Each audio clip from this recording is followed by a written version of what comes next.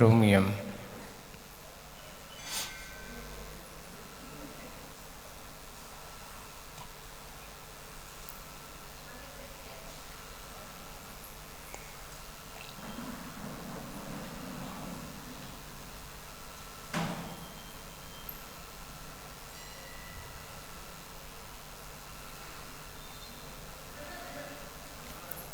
कोटि शतं द्वादशैव कोटो लक्षाणि शीतस्तदिकानि चैव पञ्चाशदष्टोत्तरसहस्रसङ्ख्ये मितच्छतं पञ्चपदं नमामि। अरिहन्ते भावसे यत्थं गणहरदेवीं गन्तियं सम्मं प्रणमामि भक्तियुक्तो सदनान्मो वयं शिरसा। इच्छाइवन्ते श्रुतभक्तिकावसुगो कौतसालुचिम् अंगो वंग्यपैने पाहुडे पर्यम्मि सुत्त प्रणमामि योग पुबगय चूलिया चेव सुत्तत्वैतुदम कहायं सेणिचकालम् अंचेमि पूजेमि वन्दामि नमंसामि दुःखको कमखो वैलाओ सुगैगमनं समाहिवन्नं जिनकुल संपत्ति होय मध्यम नवसो पौर्वानिक स्वाध्याय विलयम पूर्वाचन किमीन सगल कर्म छ्यार्थम भाव पूजा वंदना समितम श्रीमदाचार्य भक्ति काय सगम करोमि हम।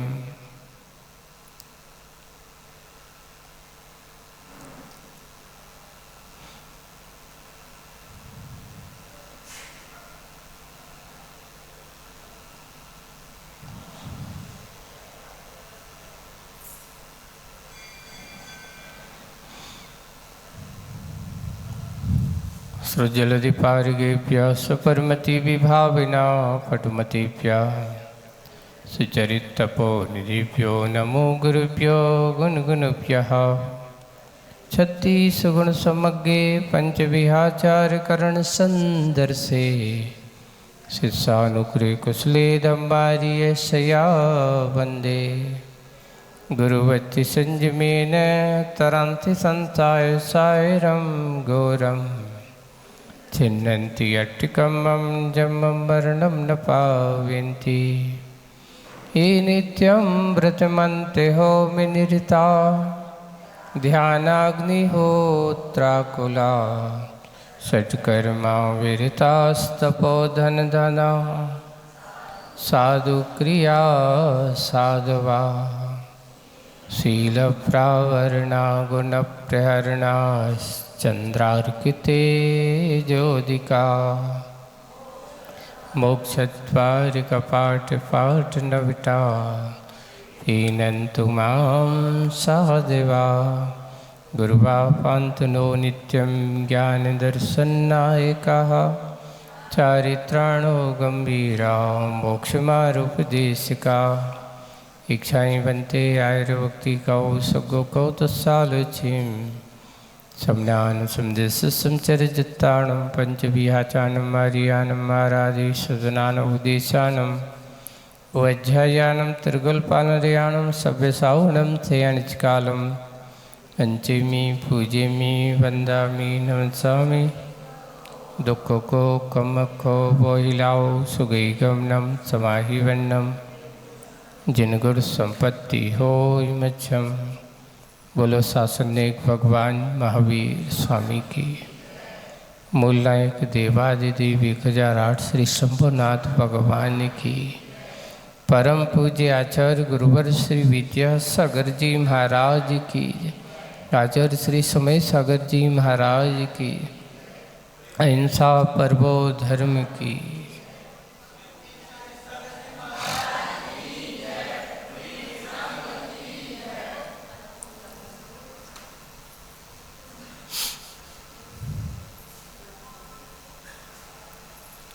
संस्कार की बात हो, कल अपन ने पढ़ी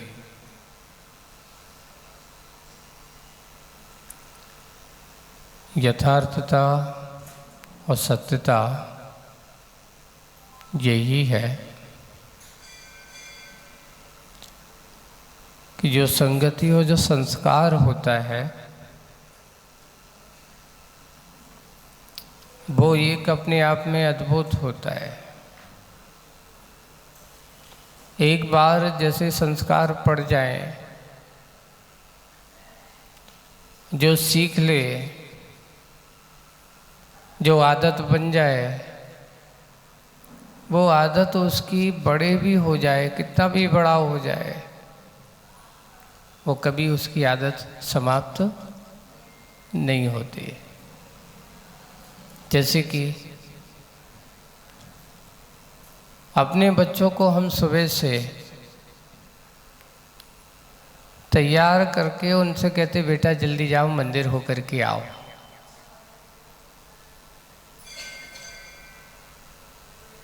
अब मंदिर जाए, कभी कभार बच्चों का मन नहीं होता आज नहीं जाना है, नहीं होता, जिद हो जाती है, बालट है, नहीं जाना है। इधर माँ भी कहती है नहीं तुम्हें तो मंदिर जाना पड़ेगा, वो कहता नहीं जाऊंगा, वो कहता जाना है। तो इस समय अपन को क्या करना चाहिए? आचार्य श्री कहते थे कि देखो कभी कभार मन नहीं भी होता पर अपने लिए अच्छा है, फिर भी उसको कराना चाहिए। थोड़ा सा भय अगर उसको है, डराने से उसको आपको पाप नहीं लगेगा। क्यों? क्योंकि उसकी बुरी आदत को दूर करना है तो थोड़ा सा क्या करना होगा? उसको भय दिखाना होगा। अब वो लोग आकर के थे, हम भी सोचते काहे को जबरदस्ती करे, जब उसका मन है नहीं है, जबरदस्ती अपन भेजते हैं, बिना मन के जाता है तो उससे पुण्य थोड़ी लगता होगा। नहीं, उसको लगे या ना लगे पर तुझे पुण्य जरूर लगेगा। क्यों लगेगा? क्योंकि आपका आशय उसकी बुरी आदतों को मिटाना है, उसको सच्ची अच्छी आदतों में लगाना है। इसलिए माता पिता उस बच्चे के लिए डांट डपट करते हैं, आज तुझे जब तक भोजन नहीं मिलेगा जब तक तू भगवान के मंदिर के दर्शन करके नहीं आएगा। महाराज हमें भूख लगी है, तुम भूखो मारो। ये दूसरों को कहते हैं कि दया करो, और एक आप हो कि हमारे ऊपर दया नहीं करते हो। बोले कि सही बात है, कभी कभार अच्छे कार्य के लिए भी निर्दय बनना पड़ता है। देखिए बच्चों की मनचला मन होता है, बच्चे जो होते उस समय नादान हुआ करते हैं। तो जब नादान बच्चों को उनको ज्ञान कराना हो तो ज्ञानवानों को ये होता है कि उसको गलती का एहसास कराए, बच्चों को सही दिशा निर्देश दें, बच्चों को सही मार्गदर्शन दें कि बेटा देखिए संसार में दुनिया की सारी धन संपत्ति तो एक तरफ है, ये तो मिलती रहेगी आती जाती रहेगी, ये तुम्हारा अपना नहीं है। जैसे कल अपन ने पढ़ा कि तरंग आती जाती रहती हैं, पर अंतरंग की जो परिणति है उसमें जो स्थायित्व छाप छोड़ करके जाती है, वो तरंग अपने आप में उसका रंग बन जाती है, स्मृतियाँ बन जाती हैं। पर मनचले बच्चे ऐसे ही होते हैं, ऐसा ही हुआ करता है। अब कभी कभार नहीं है, नहीं जाने, अब अपनी भी जिद होती है, ऐसे ही बन जाते हैं। जाएंगे घूम घाम के आ जाएंगे, बोले कि हो आए, बोले कि हाँ हुआ है, तो मुझे बुद्धू बना रहा है, तो मंदिर गए ही नहीं, इधर उधर बाजार घूम के हमें मंदिर होकर के। अगर मंदिर गया होता तो चंदन क्यों नहीं लगा के आया? कहाँ है तेरे माथे पर चंदन? तो लगा नहीं है। वो कहेगा, आप स्वीकार करेगा नहीं गया था। अच्छा चलो जाओ, होकर के आओ फिर से। एक बार परेशान कर दिया, अभी इतनी देर हो गई है, मुझे भूख लगी है और तुम सो नहीं। आज तो तुम्हें मंदिर जाना है, भगवान के दर्शन करके आना है, चंदन लगा के आना है, गंधोदक लगा के आना है, ऐसे वैसे खाली मत आना। और हम देख लेंगे, पता कर लेंगे, माली जी से पूछूंगा कि आया था कि नहीं आया था। पहले ऐसे रहते थे, हमारा बेटा आया था कि नहीं आया था। और जाकर के उनको मिल के आना, उनको जय जिनेंद्र करके आना, और वहाँ पे बैठे होंगे उनसे कहना जय जिनेंद्र करके आना, क्योंकि मैं उनसे क्या करूँगा, पूछूंगा शाम को जब जाएंगे। तो बच्चों को भी अब लगता है अब जाना ही पड़ेगा, मानेंगे तो नहीं। तो उस समय वो माता पिता उसको लगते जरूर हैं बुरे, बाद में जब वो बेटा बड़ा होता है, अपने साथ तुम्हारे साथ होते तो आपको अपने माता पिता की अब याद है, जब मैं छोटा था मेरी माँ मुझे ऐसा डांटा करती थी कि अगर मंदिर नहीं गए तो तुझे आज भोजन नहीं मिलेगा। उस समय तो ऐसा लगता था कि माँ बहुत खराब है। आज पता चलता है कि माँ खराब नहीं थी, मेरी खराबी को दूर करने के लिए माँ ने इतनी सख्तता अपनाई थी बड़ा होकर के। इसलिए कहा बचपन के संस्कार 55 में काम आते हैं। उस समय उसके लिए याद आती है उन माता पिताओं की, अपने बड़े बुजुर्गों की।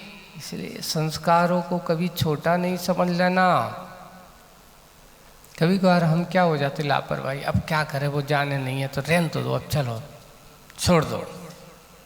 एक बार अगर हम नरम पड़ते हैं तो वो भी सोचने लगता है कि अपन एक बार कह दो माँ कह रही है तो अब नहीं जाना है तो नहीं जाना, नहीं कहा ना नहीं चलेगा,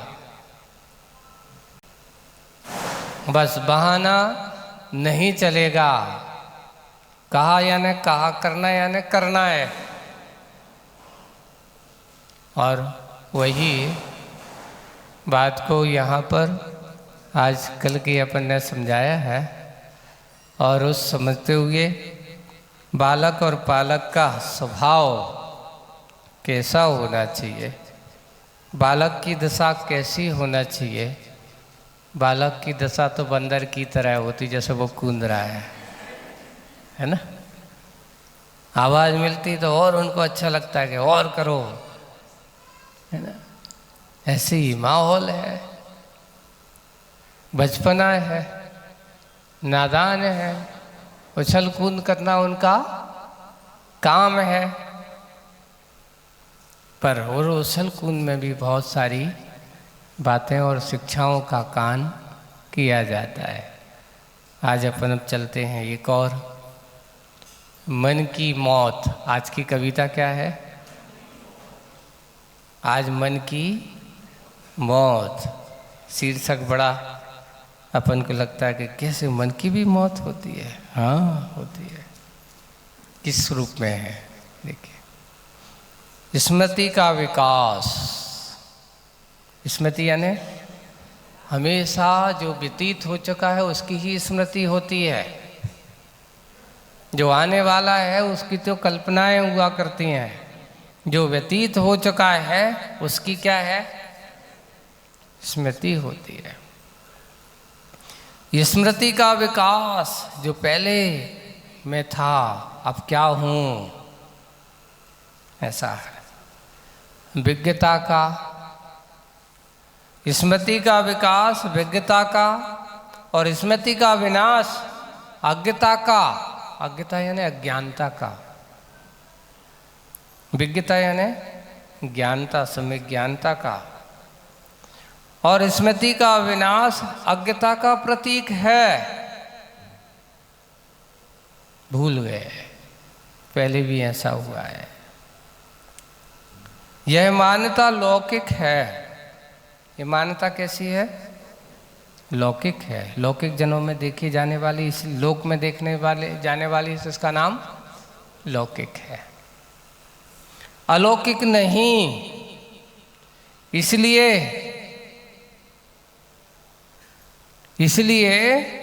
अलीक है।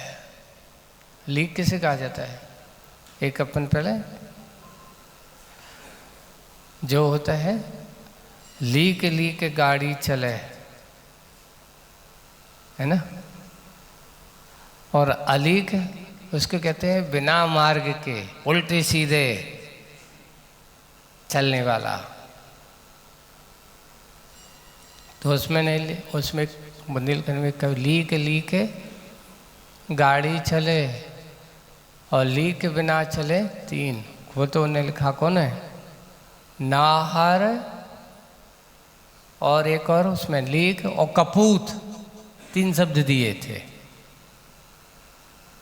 नाहर का अर्थ जो होता है, जो जिसे अपन सिंह कहते हैं ना, सिंह,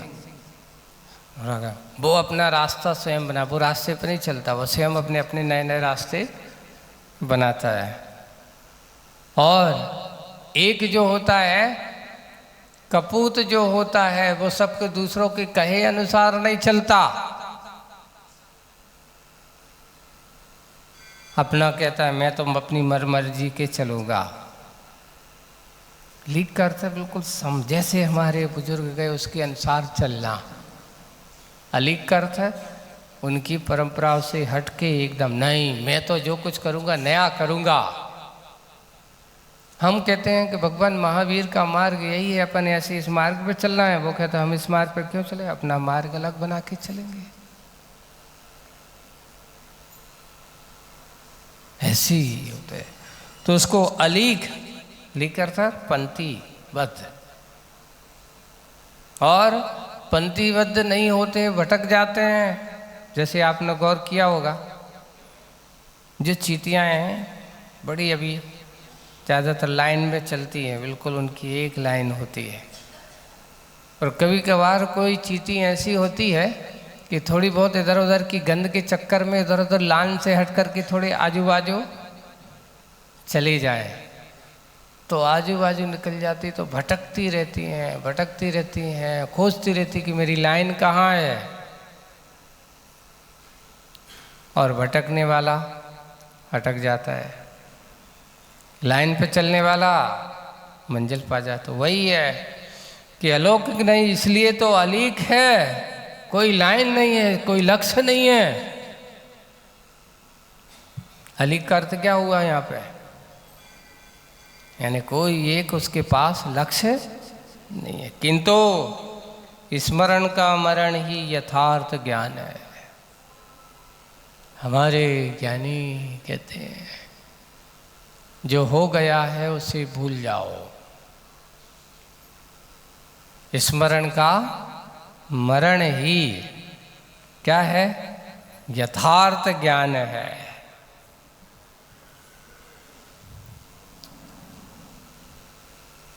हमने पहले क्या किया उसको याद, अच्छा किया है तो उसे भी याद रखो, उसे याद रखो। बुरा किया है उसको क्या करो, भूल जाएं कि उसको भी याद रखें। बुरा करोगे, बुरों को याद करोगे तो नियम से तुम्हारे लिए क्या, उस समय भी आपको संकलेश परिणाम होगा। अच्छा किया है तो उसको याद करोगे तो आपके संकलेश परिणाम नहीं होंगे। तो यहाँ तो कह रहे हैं स्मरण का मरण, क्योंकि स्मरण अतीत का होता है, वर्तमान का अनुभव होता है, और भविष्य में आने वाले उसकी जो है एक कल्पना होती है। भूत जो है, जो व्यतीत हो गया, जो हाथ से चला गया, गतम न सोच्यम, ऐसा लोका छोटा सा एक वाक्य दिया जाता है। जो व्यतीत हो चुका उसको सोचिए मत। अब होता ये है कभी कभार हम क्या होगा, पहले हमसे कोई गलती हुई, असफलता हो गई, हम ऐसा नहीं कर पाए, तो वर्तमान में हम उसको सोच सोच करके, भाई पिछली बार तुम्हारे साथ ऐसा हुआ था, इस बार तुम पुनः क्या नहीं करो, तुम्हें पुनः ऐसा नहीं करना है तुम्हारे लिए। हाँ ये जरूर हो सकता है, भूत तुम्हारे लिए जो व्यतीत हो चुका है वो तुम्हें सजग कर सकता है, सावधान कर सकता है, लेकिन लौट करके तुम्हें अनुभव नहीं करा सकता, तुम्हारे लिए वैसे ही अनुभूति नहीं दे सकता। क्यों? इसलिए नहीं दे सकता क्योंकि जो व्यतीत हो गया वो कभी लौट करके वापस नहीं आता। नीतिकारों ने लिखा है कि धनुष से निकला हुआ बाण है ना, और मुख से निकले हुआ शब्द, ये कभी वापस लौट करके नहीं आते। वैसे ही लिखा कि बचपन की जो व्यतीत हुई पर्यायें, जवानी की व्यतीत हुई पर्यायें, ऐसा एक बार आ जाए, व्यतीत हो जाए तो पुनः लौट करके नहीं आता है। एक कवि की बहुत अच्छी है, उन्होंने लिखा, जो पानी बहकर ना लौट करके आए वो नदी देखी। जो नदी जो एक बार बह जाए तो लौट के आती कभी नहीं आती। वैसे ही जो बचपन का जो था, बचपन व्यतीत हो गया, वो कभी लौट के नहीं आता। जैसे लिखे, जो आके ना जाए, नहीं, जो जाके ना वापस आए वो बचपन भी देखा, जो आके ना वापस जाए वो बुढ़ापा देखा। बताओ ऐसी कौन सी चीज है जो एक बार आ जाए फिर वापस नहीं जाता, और जो एक बार हाथ से निकल जाए तो लौट के वापस नहीं आती? वो क्या है? तो उन्होंने कहा वो जवानी, वो बचपन एक बार हाथ से निकल जाए तो तुम कहो कि पुनः वो वापस आ जाए। गीत गाते रहो, वो कागज़ की किश्ती, वो बारिश का पानी। गीत गाने में आनंद आएगा, मगर मुझको लौटा वो बचपन का सावन। कभी लौट के आएगा? कभी नहीं आ सकता। पर गीतों में गा गा के हम याद कर लेते हैं कि मेरा बचपन कैसा था, वे कागज़ की किश्ती, वो बारिश का पानी। ऐसे देखते हैं वो बारिश आती है, भरती है, बहती है। हम लोग क्या करते थे? कागज़ की किश्ती बना बना करके उस क्या करते, बारिश में छोड़ते थे। कितना आनंद आता था। क्यों? उस समय इसी में आनंद समझते थे। अब क्या हुआ? क्यों? क्योंकि अब वो बचपना नहीं रहा। अब बचपन में पहुंच गए हो, अब तुम कागज़ बना के खेलोगे सो कह के देखो तो बूढ़ा होगा अभी भी क्या बच्चों जैसी आदतें हो रही। बस यही है, स्मृतियाँ अतीत की होती हैं, जो व्यतीत हो चुका है। वैसे ही बंधुओं कहा कि वापस लौट करके आने वाली नहीं है। अब हम बार बार उसको सोच सोच करके याद करो, देखो मैं ऐसा करता था, मैं ऐसा था, अब क्या हो गया? अब तो महाराज वे दिन चले गए। हम लोग भी यही सोचा करते थे। ऐसा क्या सोचते हैं? आप लोग जैसे सोचते ना घर गृहस्थी वाले में, वैसे हम लोग भी सोचते थे, अभी भी सोचते हैं कि देखो जब आचार्य श्री के पास थे कोई विकल्प नहीं होता था, आराम से धर्म ध्यान खूब सामयिक करो, खूब ध्यान करो, खूब पढ़ो, कोई लिखो। क्यों? क्योंकि गुरु जी के पास कोई विकल्प ही नहीं होता था, किसी प्रकार का कोई टेंशन ही नहीं होता था। जब आदमी के लिए ऐसे ही जब छोटे से रहते हैं, जब बचपन में रहते, कोई मतलब नहीं है, आराम से उनने कहा खाना खा लिया, भोजन करने कर लिया, उनने कहा पर स्कूल जाने चले गए, स्कूल से आए पढ़ लिया, खेलना है तो खेल लिया, बस निश्चिंत है। जो करिया तत्काल। वर्तमान, वो बचपन जो होता है वर्तमान का सबसे ज़्यादा अनुभूत कराने वाला समय होता है। वहाँ पीछे पीछे किससे बचपन में कभी कभार छोटे मोटे बच्चों की लड़ाई हो जाती, लड़ लेते हैं, और फिर बाद में 1 घंटे बाद फिर आपस में गले हाथ डाले मिले, घूमते मिलेंगे। क्यों? क्योंकि उस समय कसाय भी होती है, पर कसाय होकर के तात्कालिक होती है, त्रैकालिक। लेकिन बड़े हो जाने के बाद कसाय भाव जो होता है वो कैसा बन जाता है? लोगों को गांठ बन जाती है। बचपन की लड़ाई कभी गांठ नहीं बनती, इसलिए उसको नादान कहा। उसको क्या कहा? अज्ञान के साथ साथ वो नादान है। लेकिन बड़े हो जाने के बाद जो कसाए, जो गुस्सा, जो क्रोध होता है, वह क्या कसाय ग्रंथि बन जाती है। लोग कहते हैं इससे बड़ा दूसरा मेरा और कोई शत्रु नहीं, ये ग्रंथि बना लेता है। इसलिए करना क्या है, स्मरण का मरण, भूल जाओ। कठिन है, सबसे सरल काम का है याद करना कि भूल जाना, बताओ। याद करना सरल है कि भूल जाना सरल है? हैं?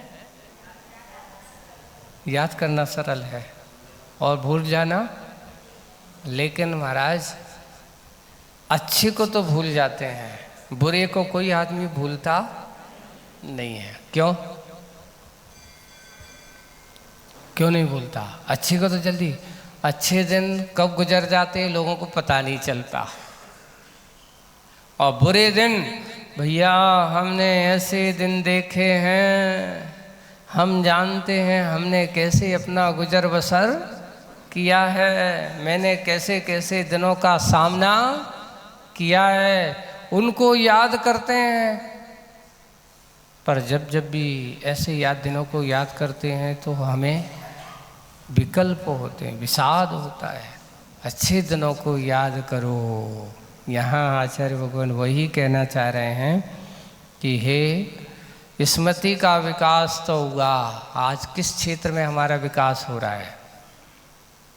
हर जगह याद करो, देखो वहाँ ऐसा हुआ है, उससे पिछली बार ऐसा किया था, उसके बारे में याद तो बहुत अच्छा होता है। अभी जनवाणी की बात कहेंगे तो लोगों से कहे कितना याद है बताओ, तो कहेंगे भूल गए ना, कल रविवार है, और कल सबके लिए अपने हाथ में एक एक पेन लेकर के आना है। क्या लेकर के आना है ना? कल रविवार का दिन है, महिलाओं को भी अपने घर पे पेन होगा। कल देखते हैं आपकी कितनी स्मृति है, बिल्कुल छोटा है, मात्र 2 मिनट का काम है। कितने मिनट में आपने इतना सरल, इतना परीक्षा कभी नहीं देखी होगी जो 2 मिनट या ज़्यादा से ज़्यादा 3 मिनट में होगी। ऐसा कोई पेपर होता है? बोले कि हाँ होता है, आपको बताऊंगा कल कैसे होता है, कल कैसे होता है। और इतना है, आपको खुल करके नकल करने का अवसर है, लेकिन इतना ये भी कहूंगा कि जो जितना नकल करेगा उतना वो पीछे हो जाएगा, और जो जितना अकल से आगे आएगा उसको अपने आप दिख जाता है कि ये नकल वाला है, ये असली है और ये नकली है।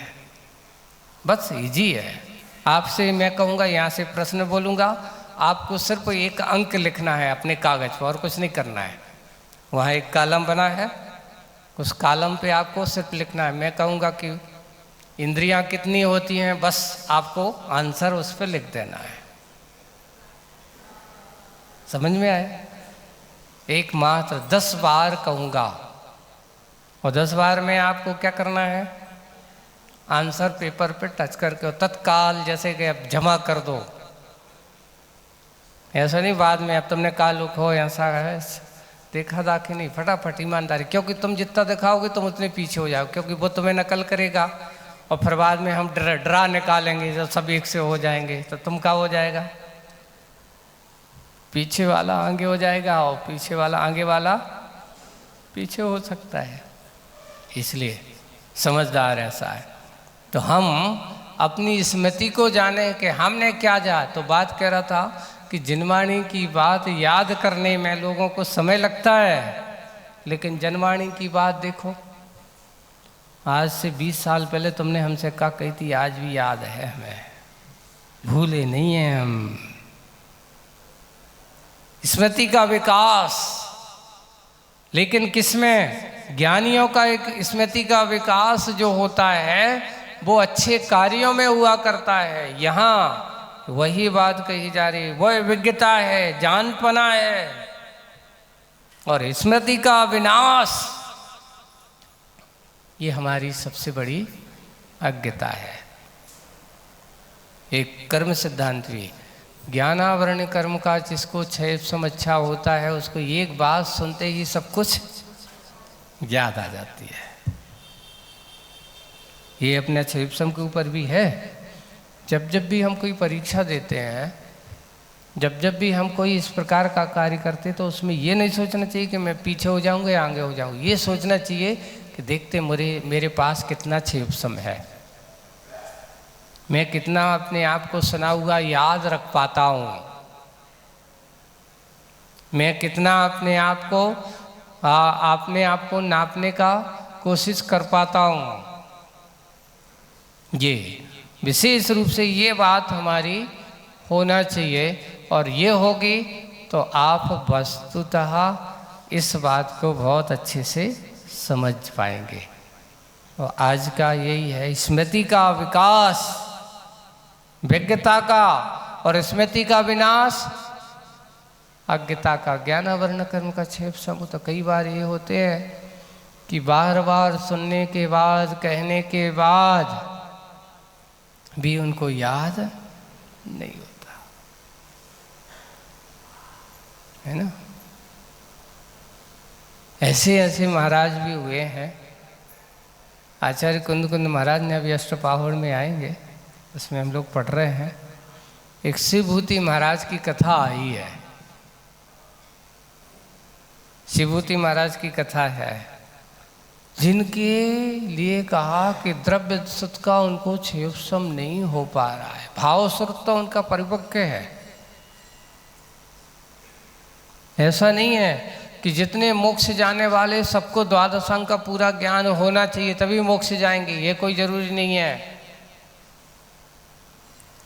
आचार्य श्री कहते हैं, देखिए उनके गुरु महाराज शिवभूति महाराज को पढ़ा के परेशान हो गए, बता के परेशान हो गए। वो सुनता है, सब कुछ करता है, बाद में कहते भगवान नवो अरिहंताड़म, बस इतना याद तो है, नवो अरिहंताड़म,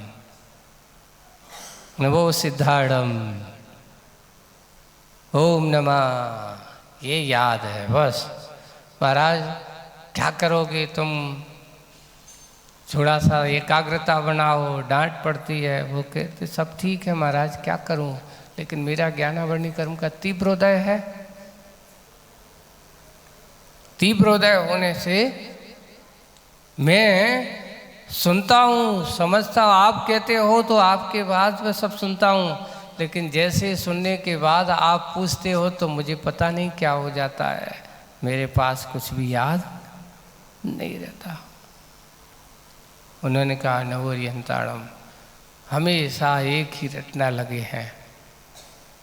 हाँ, लेकिन अपने व्रतों को पालन करने, देख करके चलना है। देखो जब भी जाओ तो क्या करना, कम से कम 4 हाथ देख करके चलना। ठीक, तो आपने जैसा कहा वैसा करूँगा, 4 हाथ देख करके ईर्ष्या समिति से चलेंगे। अब कोई तुमसे बताए, लिख के बताए, वो नहीं बता सकता हूँ, लेकिन मुझे द्रव्य भाव की क्रिया सब पता है। ईर्ष्या समिति से चलना है। आहारचर्या में कहाँ कैसे आहार करना है वो मुझे पता है। जहाँ बोलते नहीं बनता वहाँ मौन रहना है, बोलने की जरूरत नहीं, क्योंकि मुझे पता, तो मैं तो बस आपके पास भाषा समिति भी हो जाती है, ऐसा समिति देख करके आहार लेना तो वो भी हो जाती है।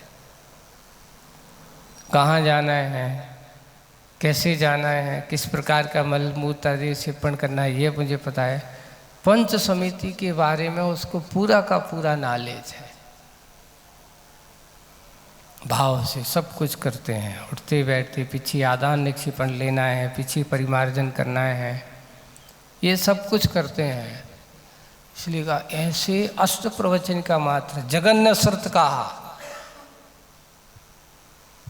मात्र है, अष्ट प्रवचन का मात्र है। 3 गुप्ती और 5 समिति, इसको कहते अष्ट प्रवचन का मात्र का ज्ञान।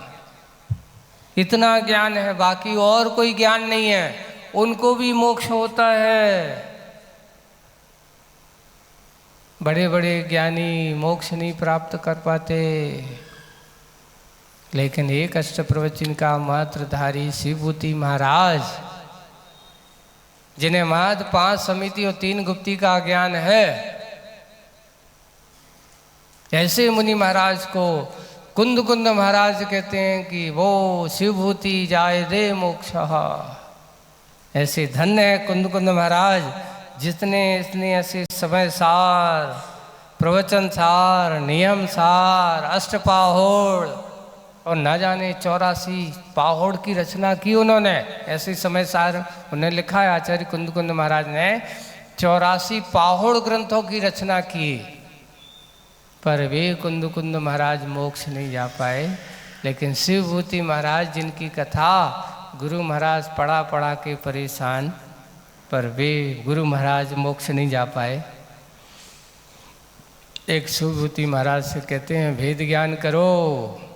कैसे करें भेद ज्ञान, कैसा होता है हमारी समझ में नहीं आता,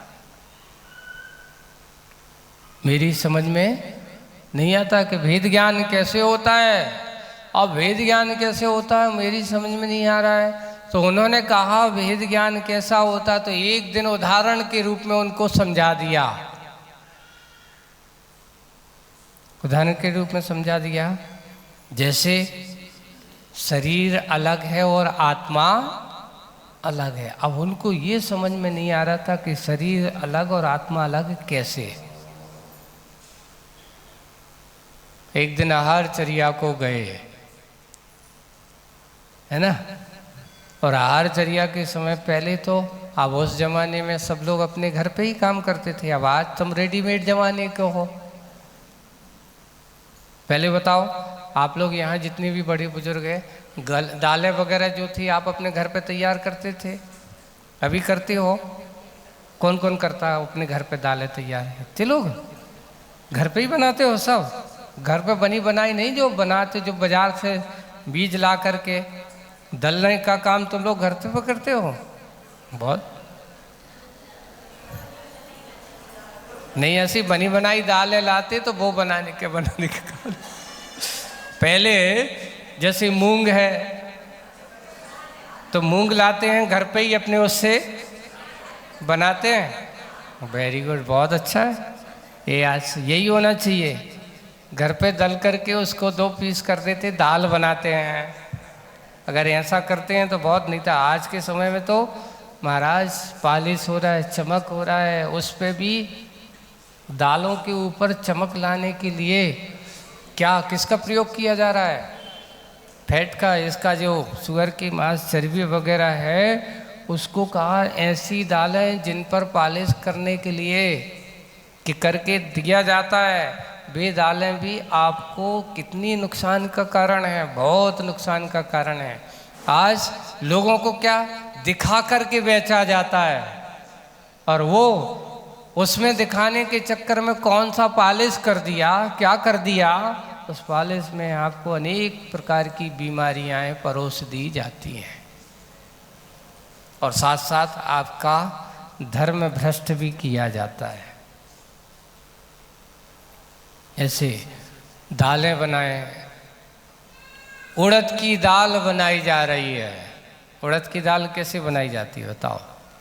तो उन्होंने ऐसी नहीं, पहले लोग उसके छिलका को निकालते थे तो उसको गला देते हैं, दाल को, है ना, दाल को गला देते थे, और गला देते तो फिर बाद में उसको छिलका अलग करना है, दाल को अलग करना है।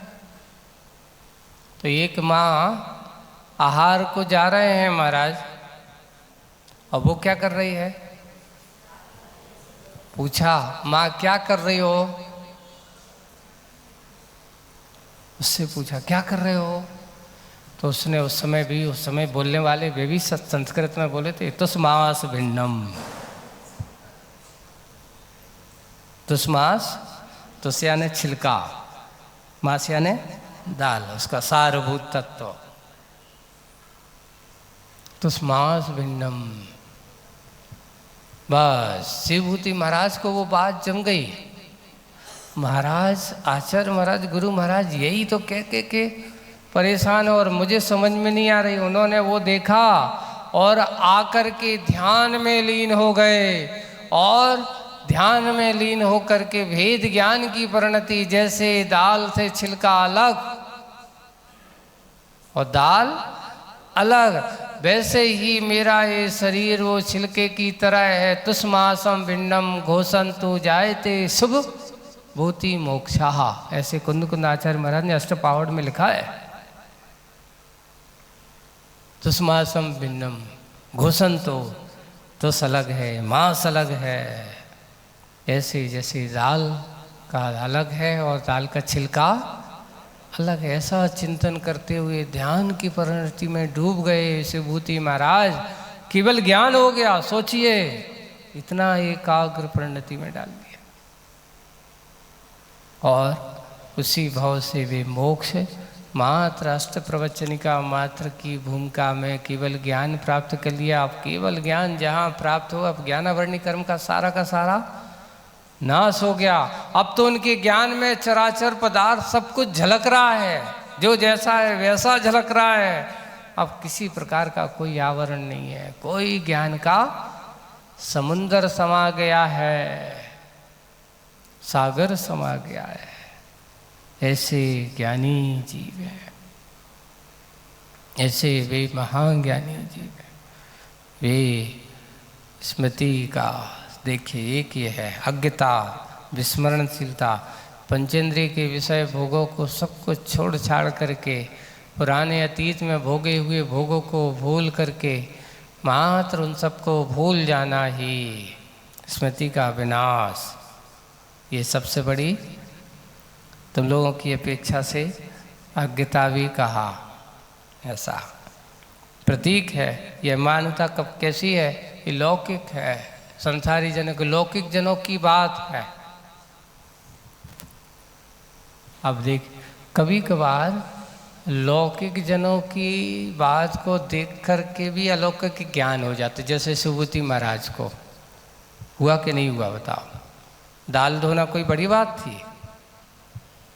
छिलका करना कोई, अरे तो हर घरों में होता है, हर व्यक्ति धोता है, लेकिन उसको भेद ज्ञान क्यों नहीं होता? शिवभूति महाराज को भेद ज्ञान हो गया एक दाल की क्रिया को देख करके। ऐसे ही भेद ज्ञान की कसौटी पे कसा हुआ ज्ञानी अपने अंदर के ज्ञान स्वरूपता के साम्राज्य को प्राप्त कर जाता है। और अज्ञानी जीव क्या होता है? तो संसार सागर की स्मृति में डूब करके अपने आप को खो जाता है, विषय भोगों में रम जाता है, एक पाप से ऊपर उठ जाता है और एक पाप में डूब जाता है। स्मृति वही है, ज्ञानी की स्मृति हमेशा अपने आप को जानने की होती है, और अज्ञानी की स्मृति क्या होती है? वो अपने आप को तो कम जानता है, दूसरों को जानता है, ये कौन है, फलाने हैं, दिखाने हैं, सब परिचय, पूरा बायोडाटा दूसरों को इकट्ठा करते रहते हैं। जानना किसको है, किसका है? अपने आप को जानना है। दूसरों को जानने से तुम्हें कोई फायदा होने वाला, इसलिए स्मृति का विकास करना नहीं। लौकिक जन यही है, दूसरों को जानने का काम तो खूब करते हैं, पर अपने आप को जानने का काम नहीं करते। अलौकिक क्या था? अलौकिक नहीं, इसलिए तो अलीक है। आपसे कहा जाए कि जैसे भगवान महावीर स्वामी ने मार्ग को अपनाया है, वैसे तुम सब अपनाओ। नहीं, भगवान महावीर स्वामी को तो हमने अपनाया है, आचार्य श्री के मार्ग को हमने अपनाया, उनको गुरु बनाया, सब कुछ किया, लेकिन जब कहा आचार्य श्री ने क्या किया, आचार्य श्री कैसे चले हैं? एक पंक्ति से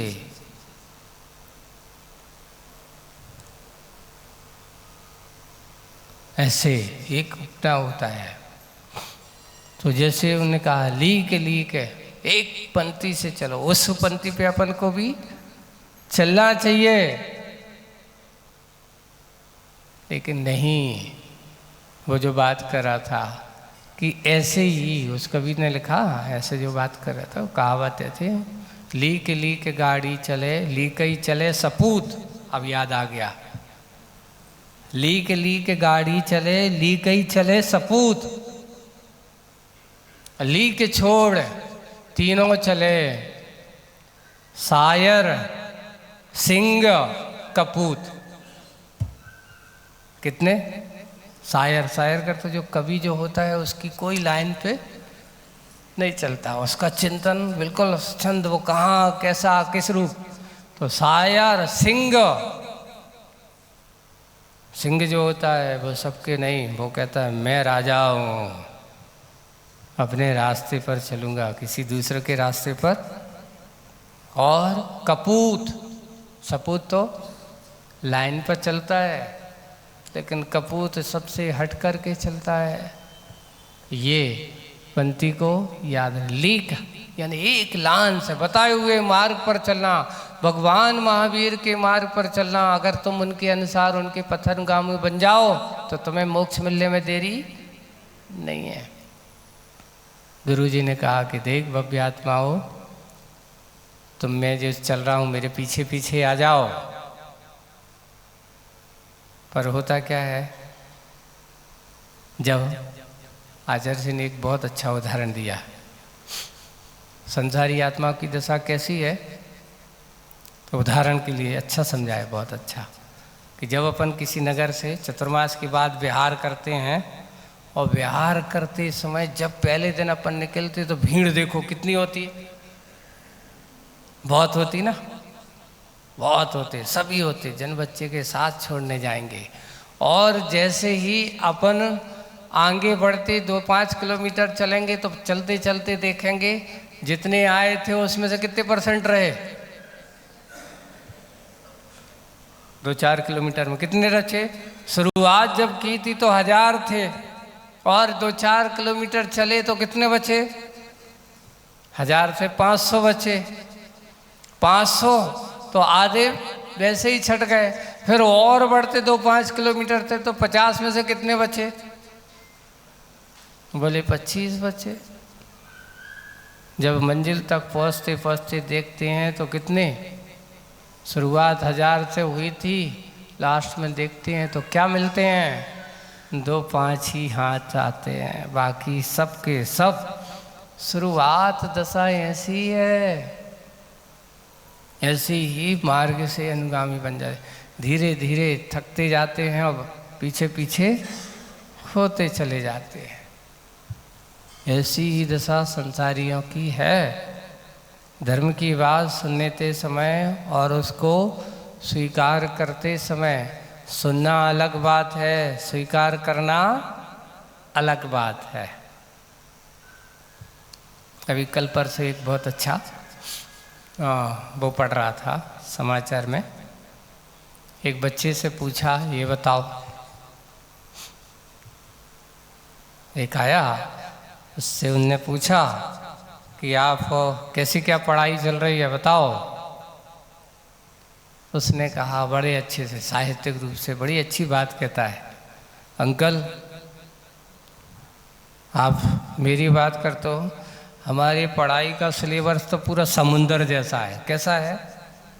समुंदर जैसा है। और उस समुद्र जैसे सिलेबस में से मैं पढ़ कितना पाता हूँ? नदी बराबर पढ़ पाता हूँ। जितना है नदी की, जितना नदी है उतना मैं पढ़ पाता हूँ। एक समुद्र में कितनी नदियाँ होती हैं? बहुत नदियाँ होती, तो उसमें से नदी के बराबर तो मैं पढ़ पाता हूँ। और नदी के बाद जब उसको याद करने की बात करती तो एक बाल्टी बराबर पानी के बराबर याद हो पाता है,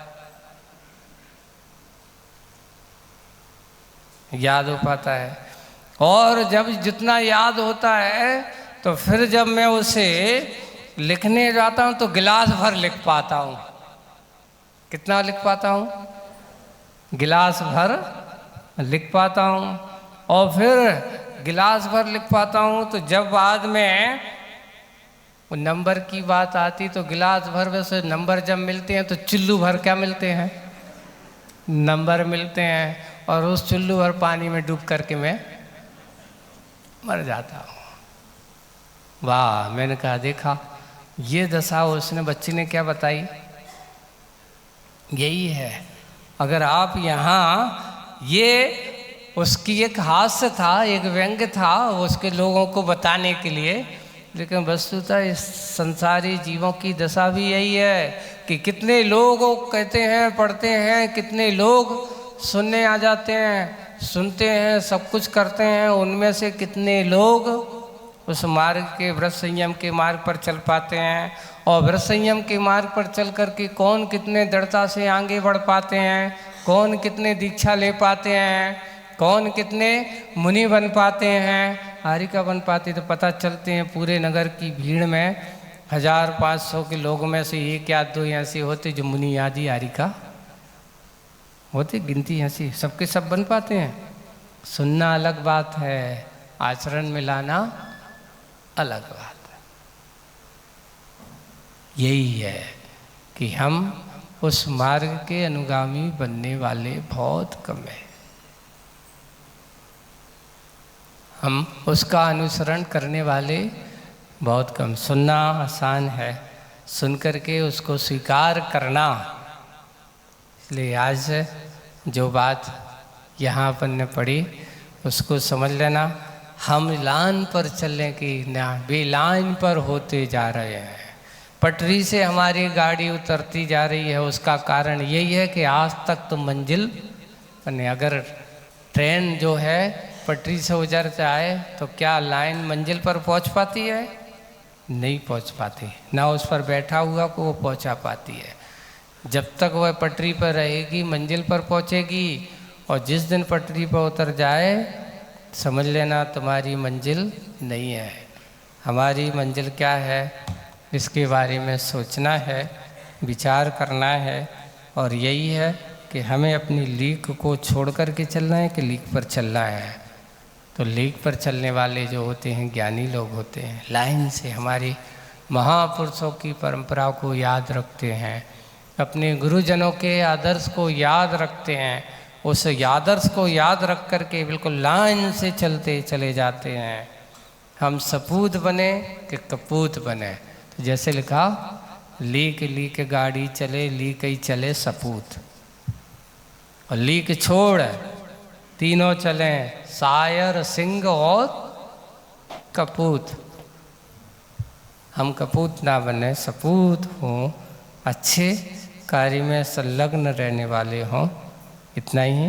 बोलिए परम पूज्य आचार्य गुरुवर श्री विद्यासागर जी महाराज। कल रविवार का दिन है ना, और रविवार को अपना जो कार्यक्रम है उस कार्य के अनुसार अपना चलेगा, है ना। और कार्य के